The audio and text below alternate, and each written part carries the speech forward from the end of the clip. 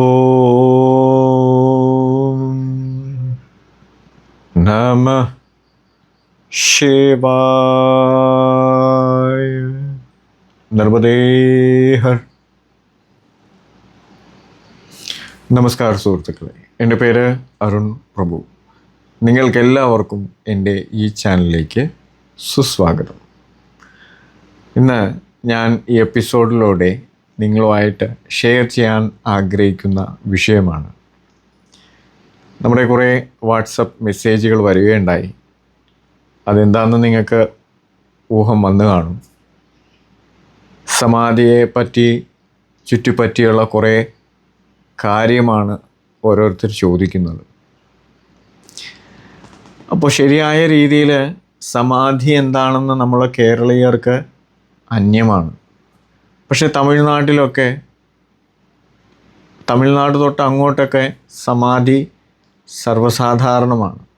കാരണം ഇവിടെ ആശ്രമങ്ങൾ, മഠങ്ങളില്ലാത്തതിൻ്റെ ഒക്കെ നമുക്ക് കുറവുകൾ അനുഭവപ്പെടുന്നുണ്ട്. അതനുസരിച്ച് സമാധികൾ എന്താണെന്നുള്ളത് അന്യമാണ് അറിവുകൾ. അപ്പോൾ സാധാരണ ഈ സമാധി ആകുക എന്നുള്ളത്, ഇപ്പോൾ സാധാരണ ശവശരീരങ്ങളൊക്കെ നമ്മൾ ഹിന്ദുക്കളാണെങ്കിൽ കത്തിക്കും, അഗ്നി സ്ഫുടം ചെയ്യും, അഗ്നിശുദ്ധി എന്ന് പറയും. ചിലത് ജലസമാധിയുണ്ട്. ഇപ്പോൾ സമാധി എന്ന് പറഞ്ഞാൽ അതിൽ രണ്ടാണ് മെയിൻ. ഒന്ന് ജലസമാധി, ഒന്ന് നോർമൽ നമ്മുടെ പീഠമാക്കിയിരുത്തുന്ന സമാധികൾ. ആ പീഠസമാധിയിൽ തന്നെ വളരെ ഏറിയ സമാധികളുണ്ട്. നിർവികൽപ്പ സമാധി, അങ്ങനെ ധാരാളം സമാധികളുണ്ട്.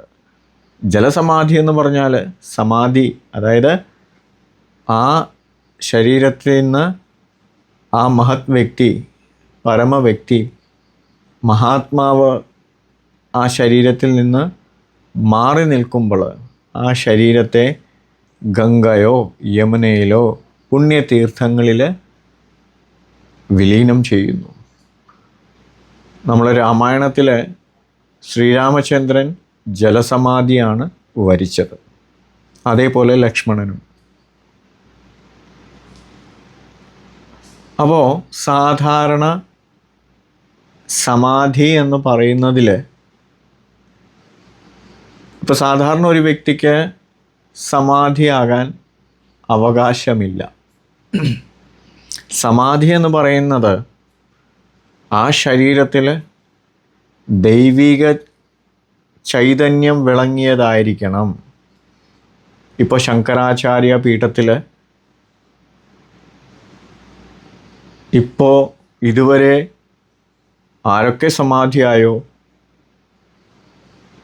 ഈ ശരീരം വിട്ടോ, അവരൊക്കെ സമാധിയിലാണ് വരിക്കാറ്. അല്ലാതെ നമ്മൾ ഒരിക്കലും അഗ്നിയിൽ കത്തിക്കാറില്ല. കാരണം എന്താണ്? അവർ പരമ്പരാഗതമായിട്ട് ആ ദൈവിക ചൈതന്യം ഫോളോ ചെയ്യുന്നവരാണ്. ഇപ്പോൾ ശങ്കരാചാര്യർ അവരുടെ ശിഷ്യഗണങ്ങളെ പരമശിഷ്യനായിട്ടെടുക്കും. ആ ഓരോ വേദങ്ങൾ ആസ്പദമാക്കിയിട്ടാണ് ആ ഓരോ മഠങ്ങൾ. അവരിലെ ശങ്കരാചാര്യരുടെ സീനിയോറിറ്റി, ഓരോ മഠങ്ങൾ ആർക്കൊക്കെ അവകാശം കൊടുത്തോ അവർക്ക് ഗൂഢമായിട്ടുള്ള മന്ത്രങ്ങളും തന്ത്രങ്ങളും വിധികൾ പറഞ്ഞിട്ടുണ്ടാവും. ആ വിധികൾ മറ്റുള്ളവർക്ക് ആർക്കും പറയത്തില്ല. ഇപ്പോൾ സാധാരണ അനുഷ്ഠാനങ്ങളൊക്കെ പറയുമെങ്കിലും ഗുരു എന്താണോ സീക്രട്ടായിട്ട് കൊടുത്തിരിക്കുന്ന തന്ത്രങ്ങൾ അത് അടുത്ത മഠാധിപതിക്കുള്ളതാണ്. അപ്പോൾ ആ ദൈവികമായിട്ടുള്ള ആ ചൈതന്യം അവരിൽ വിളങ്ങും. അപ്പോൾ അങ്ങനെയുള്ളവർ സമാധിയായി കഴിഞ്ഞാൽ ഒരു സാധാരണ മനുഷ്യനെ കൊണ്ട് അത് ദഹിപ്പിക്കുവാൻ പാടുള്ളതല്ല. കാരണം ദൈവിക ചൈതന്യം വരിച്ച ശരീരമാണ്. അപ്പോൾ ആ രീതിയിൽ വരുന്ന സമാധികൾ ഒരിക്കലും തീ വെച്ച് നമ്മൾ കത്തിക്കാൻ പാടുള്ളതല്ല. അതിനുള്ള അവകാശം മനുഷ്യന് ഇല്ല. അപ്പോൾ എന്താ ചെയ്യുക? പൂർണ്ണ ബഹുമതിയോടെ അത് സമാധിയിൽ വയ്ക്കും. ഇപ്പോൾ സിദ്ധന്മാരുടെയൊക്കെ സമാധി നമുക്കറിയാം. അവരുടെയൊക്കെ സമാധിയുടെ മേളിൽ ഒന്നെങ്കിൽ ഹനുമാൻ സ്വാമി, വൈഷ്ണവരാണെങ്കിൽ ഹനുമാൻ സ്വാമീനെ പ്രതിഷ്ഠിക്കും. ശൈവ കൺസെപ്റ്റിലുള്ള ദൈവിക ചൈതന്യം വളർന്ന സിദ്ധന്മാരാണെങ്കിൽ അവരുടെ മേലിൽ ശിവലിംഗം വയ്ക്കുക. അപ്പോൾ അവർ ദൈവാംശങ്ങളുള്ളവരാണ്. അവർ ജീവിതത്തിൽ പല പല വ്യക്തിഗതമായിട്ടുള്ള അതിശയോക്തിയമായിട്ടുള്ള മിറക്കിൾ കാണിച്ചവരാണ്.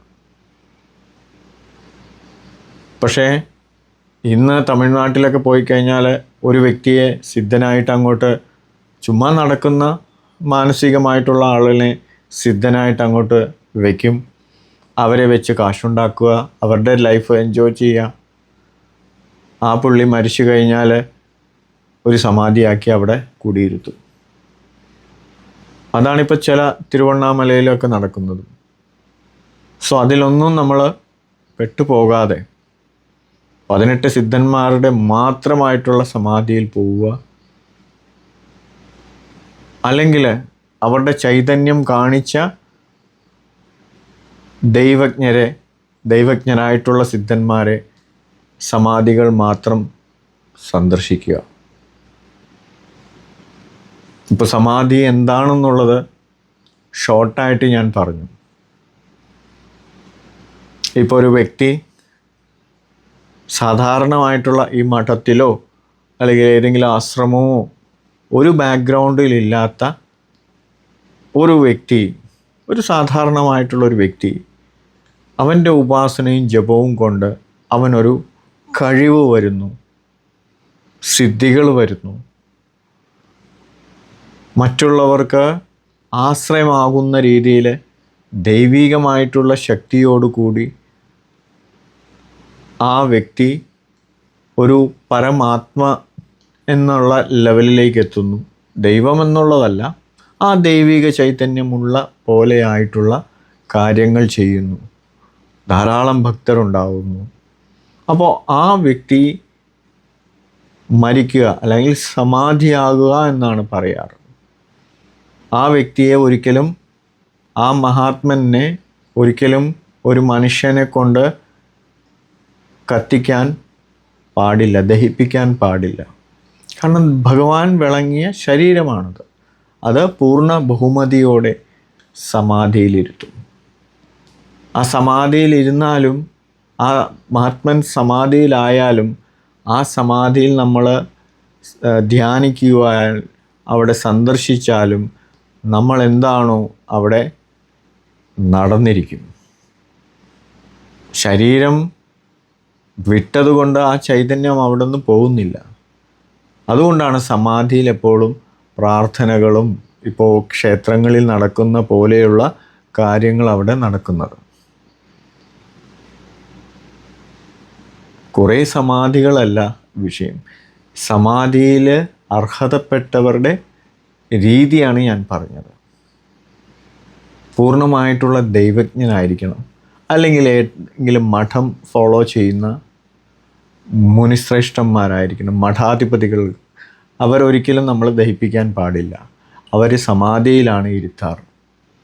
ഇതാണ് നമ്മുടെ സനാതനധർമ്മത്തിൽ സമാധിക്കുള്ള സ്ഥാനം. ഇപ്പോൾ തിരുവനന്തപുരം പത്മനാഭസ്വാമി ക്ഷേത്രത്തിൽ അഗസ്ത്യമുനിയാണ് സമാധിയായിട്ടുള്ളത്. നമ്മൾ പഴനിയിൽ പോയി കഴിഞ്ഞാൽ പുലിപ്പാനിയുടെയും സമാധി കാണാം, ഭോഗറിൻ്റെ സമാധിയുണ്ട്. അതേപോലെ തിരുപ്പതിയിൽ ഭഗവാന്റെ താഴെ കൊങ്കണവർ സിദ്ധറാണ് സമാധി. കൊങ്കണവർ സിദ്ധറിൻ്റെ സമാധി അവിടെ വന്നതും, അപ്പോൾ കൊങ്കണവർ സിദ്ധവൻ്റെ സിദ്ധി എന്താന്ന് പറഞ്ഞാൽ തൊട്ടതെല്ലാം പൊന്നാക്കും. ഇപ്പോൾ ഒരു വസ്തുവിന് പുള്ളി തൊട്ടു, സ്വർണ്ണമാകട്ടെ എന്ന് പുള്ളി മനസ്സിൽ വിചാരിച്ചാൽ അത് സ്വർണ്ണമാവും. അതുകൊണ്ടാണ് തിരുപ്പതിയിൽ എവിടെ നോക്കിയാലും ഭഗവാന്റെ എന്ത് കാര്യം ഉണ്ടെങ്കിലും അത് സ്വർണ്ണമാണ്. നിവേദ്യപാത്രം മാത്രമേ മൺചട്ടി, പിന്നെ കിണറ്റിൽ കോരാനുള്ള പാത്രവും മൺചട്ടി, ബാക്കിയെല്ലാം അവിടെ സ്വർണ്ണമാണ്. കാരണം ഇതാണ്, കൊങ്കണവർ സിദ്ധരാണ് ഭഗവാന്റെ താഴെ ഇരിക്കുന്നത്. അപ്പോൾ നാം ഒന്നറിയുക, സമാധിയിലിരിക്കുന്നവരുടെ ശക്തി എന്ന് പറയുന്നത് അത് ഈ ലോകം അവസാനിക്കുന്നത് വരെ ആ ശക്തി എപ്പോഴും ഉണ്ടാവും. ആ വ്യക്തി നിലച്ചു അല്ലെങ്കിൽ ആ ശരീരം വിട്ടു എന്നുള്ളതിലല്ല കാര്യം. അത് ശരീരം വിട്ടാലും ആ എനർജി അവിടെ ഉണ്ടാവും. അതിനാണ് സമാധി എന്ന് പറയുന്നത്. ഇപ്പോൾ സമാധി ആയിട്ടുള്ള ക്ഷേത്രങ്ങൾക്കൊക്കെ അവരുടെ പ്രത്യേകത നമ്മൾ പോയി കണ്ടാൽ അറിയാം. നല്ല തിരക്കാണ്, നല്ല വൈബാണ് അവിടെ. ഇപ്പോൾ തിരുപ്പതി എന്ന് കേൾക്കുമ്പോൾ നിങ്ങൾക്ക് പോകണം തോന്നും. അത് ഈ കൊങ്കണവറിൻ്റെ കഴിവാണത്. അതേപോലെ എവിടെ നമ്മൾ സിദ്ധന്മാരുടെ സമാധിയുണ്ടോ അവിടെ എപ്പോഴും തിരക്കായിരിക്കും. ബാക്കിയുള്ള ക്ഷേത്രങ്ങളിൽ വലിയ മൂർത്തികളുണ്ടാവാം. ഇപ്പോൾ എത്രയോ തമിഴ്നാട്ടിൽ വലിയ വലിയ മൂർത്തികളുള്ള ക്ഷേത്രങ്ങളുണ്ട്. പക്ഷെ അവിടെ അങ്ങനെ ആരും അങ്ങനെ കൂടുതൽ അങ്ങോട്ട് പോകത്തില്ല. ഉത്സവ സമയത്തൊക്കെ ആയിരിക്കും ആളുകൾ. അല്ലാത്ത സമയത്തൊന്നും അവിടങ്ങളിലെ ആൾക്കാരൊക്കെ പോകുന്നു എന്നല്ലാതെ ഒരു ബൂം നമുക്കവിടെ കാണാൻ പറ്റില്ല. പക്ഷേ സിദ്ധന്മാരുടെ സമാധിയുള്ള ക്ഷേത്രങ്ങളിൽ 24 മണിക്കൂറും 365 ദിവസം അവിടെ തിരക്കാണ്. കാരണം ഇതാണ്, സിദ്ധന്മാരാണ് അവിടെ സമാധിയായിട്ടുള്ളത്. അവർക്കൊരു പവറുണ്ട്. അതുകൊണ്ടാണ് സമാധിക്ക് സനാതനധർമ്മത്തിൽ ഇത്രമേൽ പങ്ക് നാം കൊടുക്കുന്നത്. ഇപ്പോൾ സാധാരണ ഈ പറയുന്ന ഫേക്ക് സമാധികളെന്നൊക്കെ പറയുമ്പോൾ ഇപ്പോൾ തിരുവണ്ണാമലയിൽ കുറേ ഫേക്ക് സമാധികളുണ്ട്. അതൊക്കെ ചുമ്മാ ഓലപ്പുര ഇട്ട് വെച്ചിരിക്കുകയാണ്. ആരും അങ്ങനെ പോകുന്നില്ല. കാരണം എന്താ, ഒരു താല്പര്യത്തിന് വേണ്ടി ഒരു കൂട്ടം ആൾക്കാർ ചേർന്ന് ഒരു മാനസിക രോഗിയെ സിദ്ധനായി കൽപ്പിച്ച് അവരെ വെച്ച് കാശുണ്ടാക്കി അയാൾ മരിച്ചു കഴിഞ്ഞപ്പോൾ ചവിട്ടുകൊട്ടയിൽ ഇടുന്ന രീതിയിലുള്ള സമാധികൾ നമുക്കവിടെ കാണാം. ഇപ്പോൾ രമണ മഹർഷിയുടെ സമാധി ഉണ്ട് അവിടെ എത്ര ആൾക്കാരാണ് അവിടെ വരുന്നത്. റാം സൂരത് കുമാറിൻ്റെ സമാധിയുണ്ട്. അപ്പോൾ നാം അറിയേണ്ടത്, ശരിയായ ഒരു സിദ്ധൻ്റെ സമാധിയാണെങ്കിൽ അവിടെ എല്ലാ സമയവും ഭക്തന്മാരവിടെ ഉണ്ടാവും. അതാണ് സമാധി എന്ന് പറഞ്ഞ് ഉദ്ദേശിക്കുന്നത്. അല്ലാതെ ഒരു വാശിപ്പുറത്തോ അല്ലെങ്കിൽ ഏതെങ്കിലും രീതിയിലുള്ള ശ്രേഷ്ഠത അറിയിക്കാനോ ആരും സമാധി ആകരുത്, ആകാൻ പാടില്ല. സമാധിയെ അർഹതപ്പെട്ടത് ആരാ, അത് ഞാൻ പറഞ്ഞു. ദൈവീകമായ രീതിയിൽ ദൈവീക ചൈതന്യത്തോടെ ജീവിച്ചവരായിരിക്കും സമാധി ആകുവാൻ യോഗ്യതപ്പെട്ടവർ. അവർക്കേ സമാധി പറഞ്ഞിട്ടുള്ളൂ. ബാക്കിയുള്ളവരൊക്കെ ദഹിപ്പിക്കുക എന്നുള്ള കർമ്മമാണ്. ഈ പറയുന്ന സമാധിയിലുള്ളവർക്ക് കർമ്മം ചെയ്യാൻ പാടില്ല. കാരണം അവരും മരിച്ചിട്ടില്ല. അതേസമയം ദഹിപ്പിച്ചവർക്ക് കർമ്മം ചെയ്യേണ്ടതുണ്ട്. കാരണം അവർ പൂർണ്ണമായിട്ടും മരണം വരിച്ചു. അപ്പോൾ നിങ്ങൾക്ക് ഈ എപ്പിസോഡ് ഇഷ്ടപ്പെട്ടെന്ന് വിചാരിക്കുന്നു. നിങ്ങൾക്കും നിങ്ങളുടെ കുടുംബാംഗങ്ങൾക്കും എപ്പോഴും നല്ലത് വരണേ എന്ന് ആഗ്രഹിച്ചുകൊണ്ട് ഞാൻ ഈ എപ്പിസോഡ് ഇവിടെ ഉപസംഹരിക്കുന്നു. നിങ്ങൾക്കെല്ലാവർക്കും എൻ്റെ വിനീതമായ നമസ്കാരം. ഓം നമഃ ശിവായ.